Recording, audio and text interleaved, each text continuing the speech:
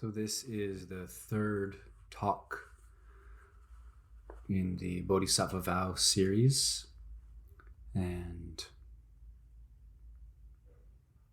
we covered beings are numberless, I vow to free them. Now on to delusions are inexhaustible, I vow to end them. And the poem by Antonio Machado came to mind. Traveler, your footprints are the only road, nothing else. Traveler, your footprints are the only road, nothing else. Traveler, there is no road. You make your own path as you walk. As you walk, you make your own road. Traveler, there is no road. And when you look back, you see the path you will never travel again. And when you look back, you see the path you will never travel again. Traveler, there is no road. Traveler, there is no path, only a ship's wake on the sea. Antonio Machado.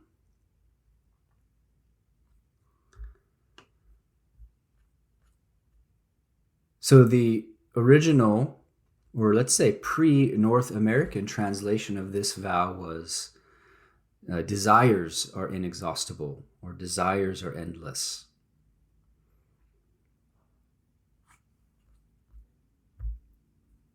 And there was a lot of focus in Buddhism, and still in some traditions, on desirelessness as liberation. I remember encountering that as a teenager and finding that quite offensive. But that's not quite Zen, thankfully. So it was changed to delusions are inexhaustible, because a delusion may be more comprehensive. A desire can be deluded, but not all delusions are desires. So it's actually a little bit broader.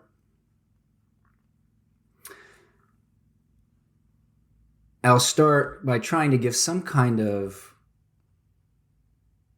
overview of what do we mean by delusions in the practice. First, projections. And somebody told me this phrase I really liked, superimpositions. That we superimpose things with our mind on top of what's actually there.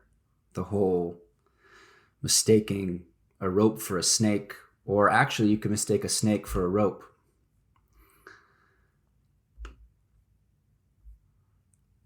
And projections, one way you can catch them is intense attraction and aversion is often superimposition.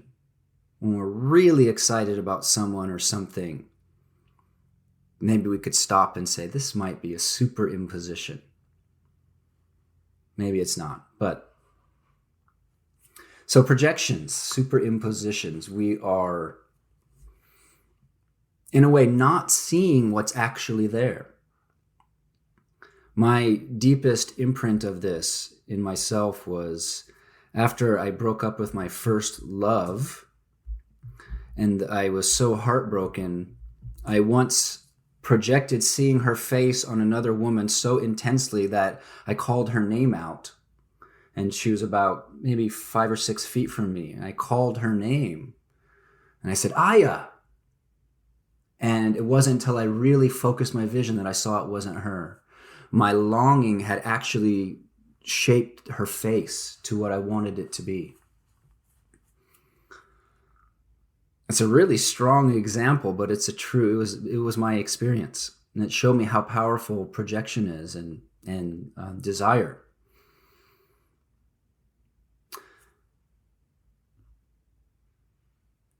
So that's one category of delusion. Another is assumptions and beliefs. And we don't know we have an assumption until we see them in contrast to how someone else sees.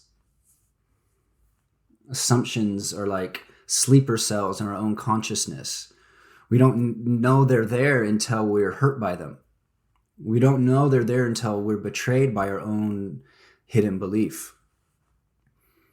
And usually someone else's disagreement or different way of seeing can reveal that to us. We could go as far to say any position we cling to is a delusion.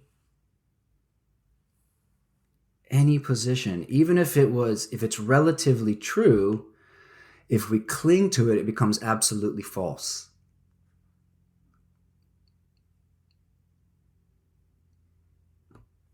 There's a Japanese saying, I forget the Japanese word for it, but something like a wood board man, they call it. And they say that human beings are like the wood board man, that we're carrying I don't know how many can see me and what I'm doing with my hands. Like you're carrying a board, right? And you have it on your shoulder and you can only see what's on one side of the board, and what's on the other side of the board, you can't see it. And that's something like clinging to a position.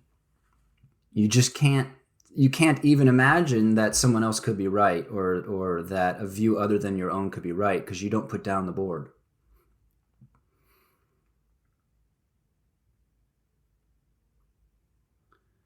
So sometimes the old teachers would say a person of awakening is free from right and wrong.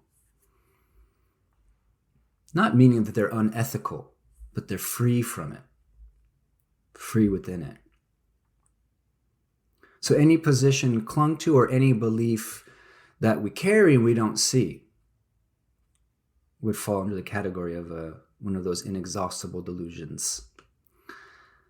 Then related is designations and labels. And it's kind of basically saying the thought is not the thing. The label is not the direct experience.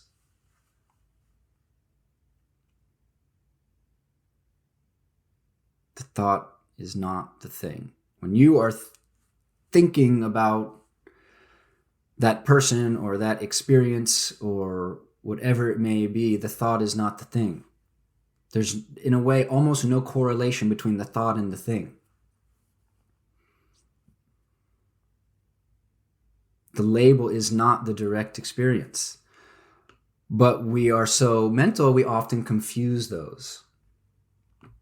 I'm not having a really good example come to me of how we confuse those. Maybe somebody will have one later.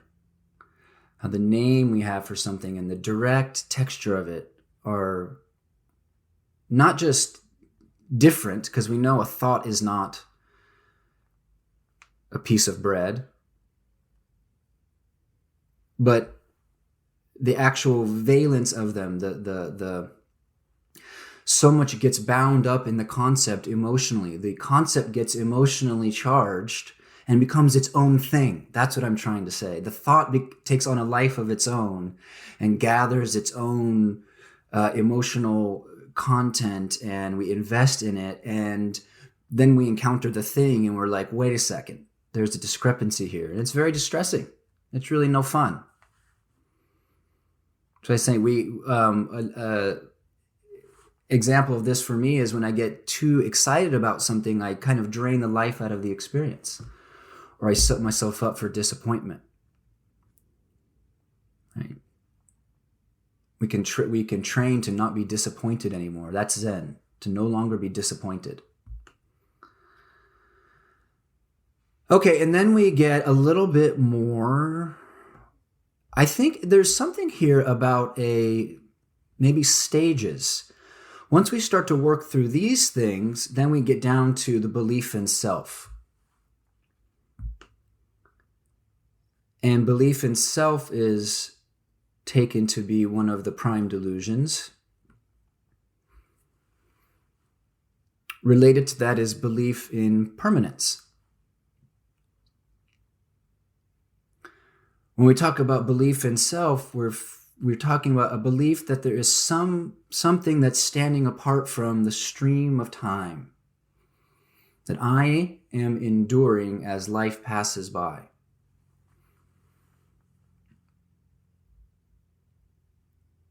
And I identify with that thing which is enduring, and I feel like it gets impinged upon and is victim to life. That's belief in self. And then belief in impermanence, belief in permanence, the other delusion,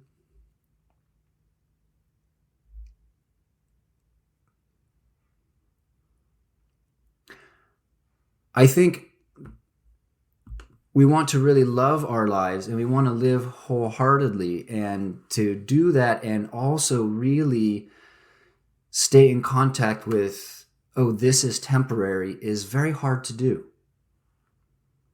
You don't invest in a new relationship or a hobby and think, well, eventually this is going to become boring.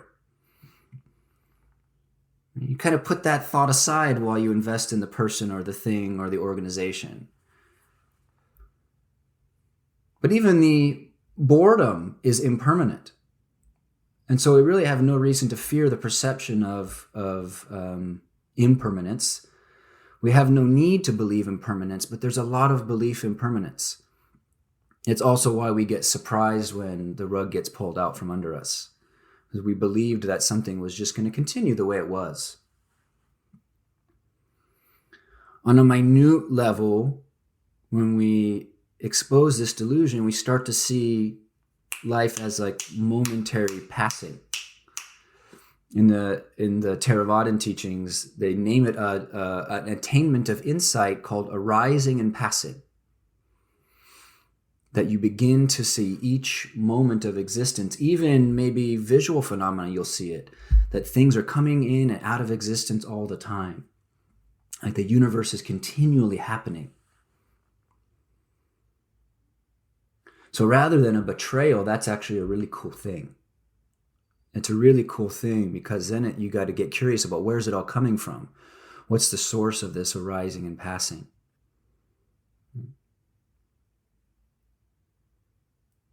So belief in permanence, one of the delusions. And then the last is belief in happiness coming from samsara is a delusion.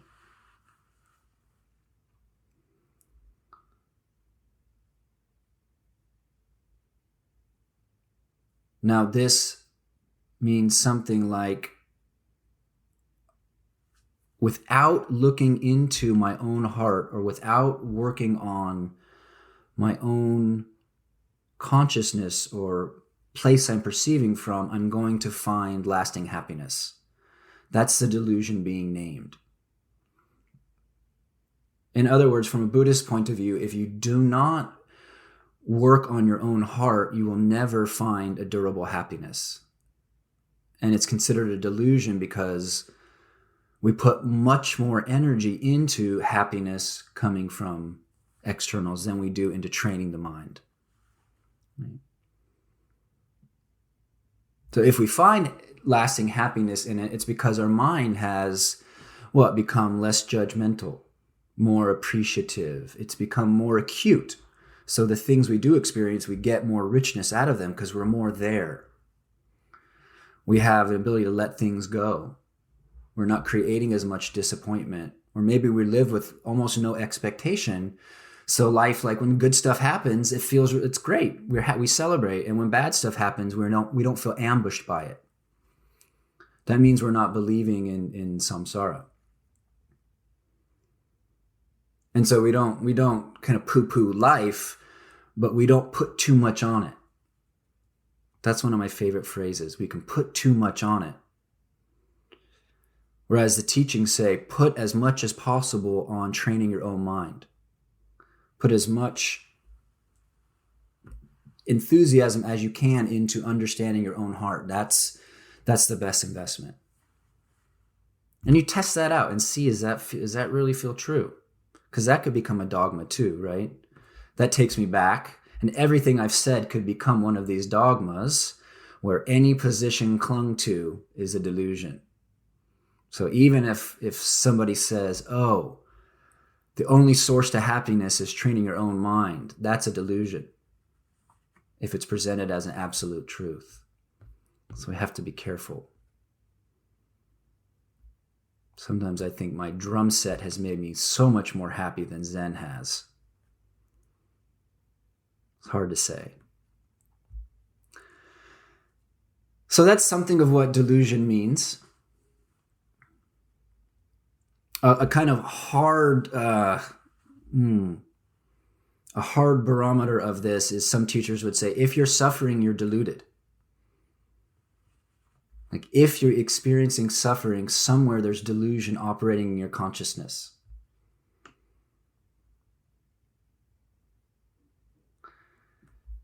But this koan says, delusions are inexhaustible. I vow to exhaust them. So there's something, we're invited into ending something unendable. And we can get past the, well, if it's unendable, I'm not even going to bother.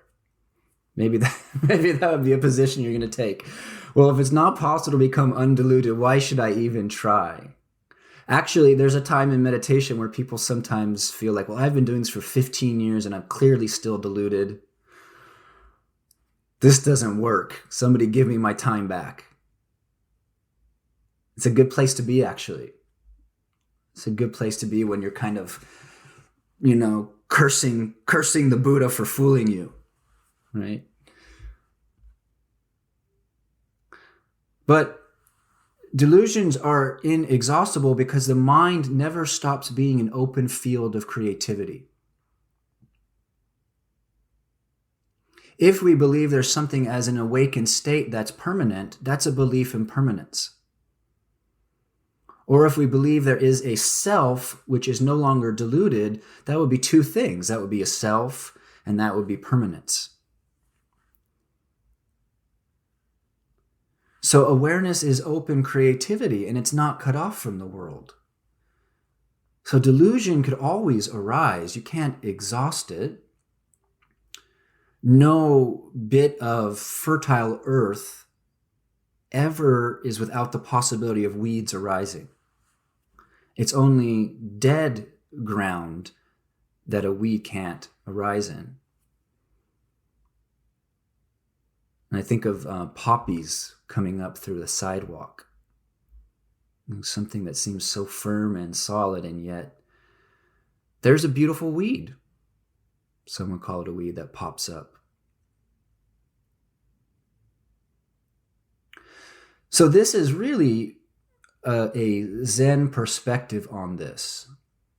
There could be somebody listening to this talk maybe in the future who says, that's not Buddhism. Of course you can end delusions. That's the whole point of the path. You end them and then you no longer suffer. But lineage style is to be more interested in a lifestyle of exposing delusions, or a lifestyle of bowing to the magnitude of confusion. And it becomes kind of fun. It becomes kind of fun to move in and out of being just our normal confused self and then this place of clarity. And maybe we end delusions and then they re-arise again, and we have the meaningfulness of working on delusion. You have to think of this from the perspective of non-separation. You're not a capsule of consciousness. Or as you continue to practice, you become less and less a capsule of consciousness. Something interesting we encounter is we start to really work on our delusions, and it feels good, and we become more peaceful, and we come to this point where we see that actually our drama is pretty interesting to us. Maybe we don't want to fully wake up. Maybe it's more interesting to be a little deluded than all the way wise and spiritual. Sometimes being spiritual is not so fun.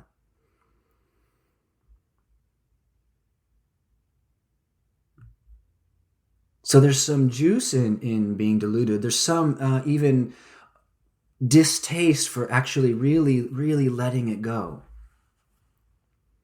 Maybe we're not supposed to ever be totally wise. Is there such a thing? I haven't met that person, but they exist in theory. Maybe we're not even supposed to be. Maybe that's some kind of hubris. This reminds me of the koan Kyosei's Raindrops. This is in the Blue Cliff Record. And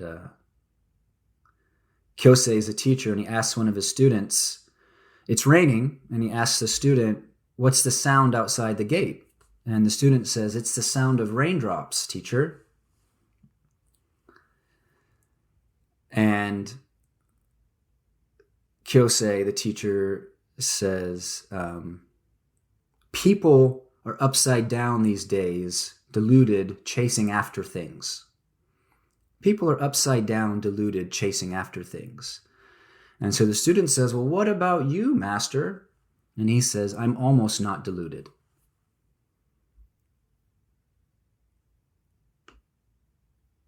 Then maybe that's a really good way to think of anybody with any kind of position of power or authority, especially spiritual authority. They're almost not deluded.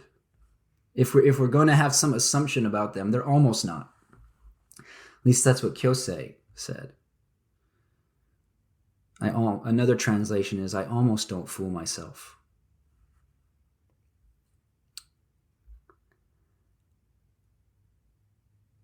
But before this kind of slips into that anything goes in, I'm fine as I am error, let's appreciate that we can clean up our particular bundle of consciousness. And we can make it more congruent and more honest and more present and more awake and more compassionate and less superficial. Whatever side of the political spectrum you're on, if you pay attention to that stuff, you look out and you wish other people were doing that. I would love for the Senate to have to do a day-long retreat before they make an important decision. Wouldn't that be sanity? For the people who make decisions that affect the lives of millions to have to stop and clear their minds to think about something? It's insane that they don't. It's insane that we don't ask that of them. So I know that I want those who are influential to be congruent, honest, present, awake, compassionate, and less superficial. And so whatever I want for other people, I definitely want for myself. So part of this vow is I vow to practice so that I'm contributing less to the mass of human confusion. At least I can do that. At least I can do that. I'm not saying that's sufficient. I'm not making a commentary on quietism. But at least I can do that. And that is something. Because delusions, people act from them and cause problems.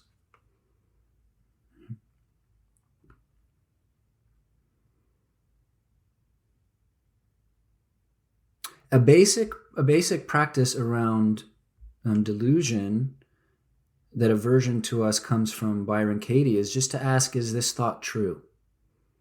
I don't know, some of you may be hearing this in other ZCO teachings. I don't emphasize it so much, but whenever a thought has such charge that you begin to feel unhappy or anxious or suffering, you could stop and just ask if it's true. And ask if you know for a fact that this perception is accurate. And see what happens. So much, I think, delusion would get let go of if humankind did that. Is this true? Do I know for a fact?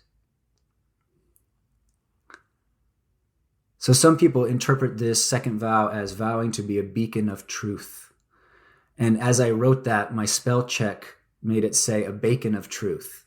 Vowing to be a bacon of truth. I really liked that better than a beacon of truth. But vowing to have enough perspective on delusion that we can help others work with it. And so we can see how this second vow and the first one, are different ways of saying the same thing. Beings are numberless, I vow to free them. Well, how will I do that? Well, one way is to work on delusion.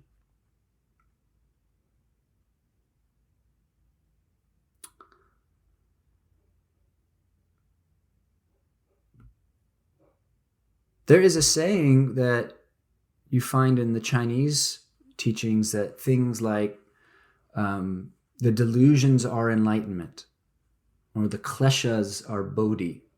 Klesas is the technical term for emotional affliction.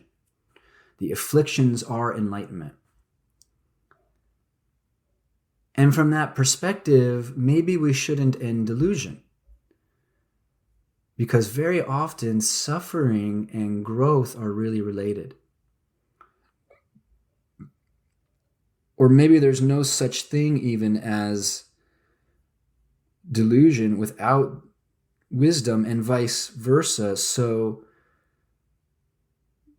we have more chance of understanding what it is to be human the more we make mistakes. Right? There's a saying that people who just immediately have like an awakening experience shouldn't be teachers because they don't know the struggle of the path. In other words, only those who really struggle in the human condition have something to really something to offer. It's from our struggles, from being foolish, that we come out with some kind of gold to share. So we take pause about like making delusion this enemy that we're going to overcome. The kleshas are bodhi. So that's where I want to end today.